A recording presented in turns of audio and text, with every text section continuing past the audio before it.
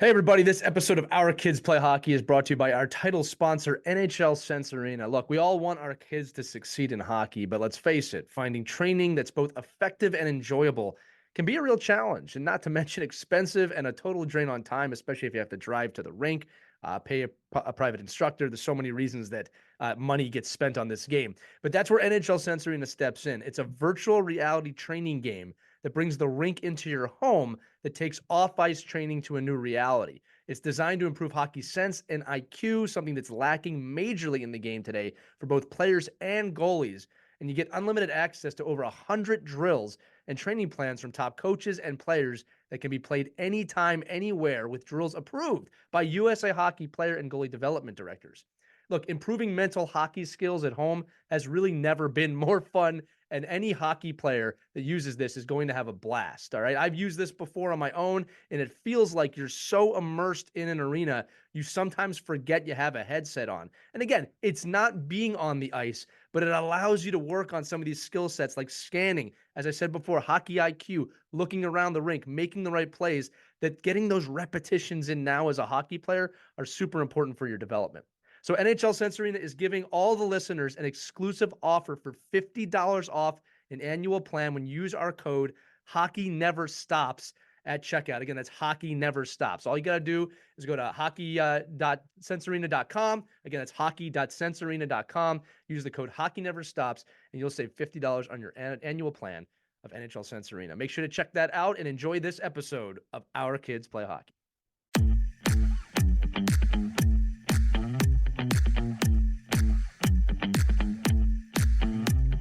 So today, I just want to talk about in our Ride to the Rink, our ability as players to manage officials. No matter whether you like officials or not, whether you think officials are good or not, whether you think they're high level, low level, new, old, they can't skate, they're great skaters. Doesn't really matter as for us as players and coaches. But for you, as the player, we need to almost learn how to manage good and bad officiating. Just understanding that the official's job is to their interpretation of following the rules, keeping the game safe, keeping you safe, keeping them safe, and keeping the opposition safe, right? So their job is to maintain the rules of the game, maintain the flow of the game, keep the game going in an orderly manner, and then, penalizing or not making calls in certain situations, so that the game could be played as best we all want it to be played. But we still have rules, right? That's the great part about being in a team sport. We're in a rule category here. So I thought I'd just talk about a couple of things that you can do as a player to almost manage officials a little bit, right? So number one is be controlled. Your emotions and how you act completely reflect on how the official is going to act to you. If you're slamming your stick or slamming the door, or every single time a player comes near you and hooks you, or it's a missed call and you're looking at the official and looking for that official to make a call to you, you're just doing yourself a disservice, because this official, most of the time, these are adults, right? Even younger players that are out there refereeing the game are human beings. So they're going to react in a human way, whether they're trained at it or not. They're in the same boat as us as youth hockey players. They're new, they're learning, they're in the beginning of their career as well. So understand that your reactions and aggression towards them is not going to help. So be controlled. If you control your emotions, it's going to help you better deal with those officials. I often I tell my players all the time, be helpful. If there's an icing and you're the defenseman that gets the puck, pick the puck up and give it to the official. Don't slap it down the ice and shoot it away, and slap it out of the net after a goal. If you just pick up pucks or leave pucks right where they are for the official to pick up, they remember this. They'll see you. They'll see the color of your jersey. They'll remember your name. They'll remember your number. That goes a long way psychologically in setting yourself up for a great game. So again, you're playing the long game. We're playing 3 periods of hockey.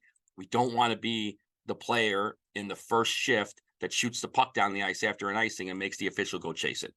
Don't set the standard there. And understand, they're there to support you. So support them a little bit.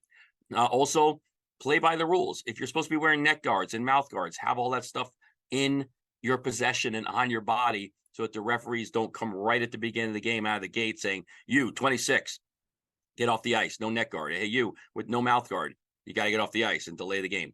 Anything you could do to be within the rules of the game are going to help those officials right away, because they're going to see that you're being helpful to them. You're helping them get through the game. They're most of the time, these are basically volunteers, right? They're helping, they're getting paid, but they're there and the same as you, 7 a.m. on a Saturday morning. It's not the greatest place to be in a cold rink with cold coffee. So make it easy for them to officiate you. And I think the last bit of advice I could give a player is be respectful.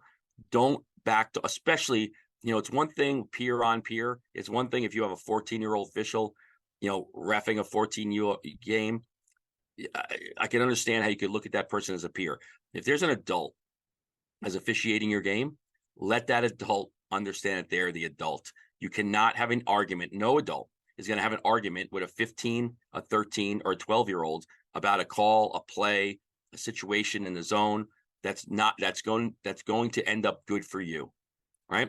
It's easy for that official to put you in the box. It's easy for that official to give you misconduct. It's easy for that official, human nature wise, to look at a close call and it not go your way. Be respectful. Thank you. Here's your puck. Get out of the way. Don't complain about calls every single time they make a call, good or bad. Can't be looking for every single play. They're going to miss offsides. They're going to miss icings. They're going to miss hooks. But the more you're respectful, the more you're helpful, the more you're controlled, the more you can be in those game situations that are going to benefit the official. It's going to benefit you and your teammates.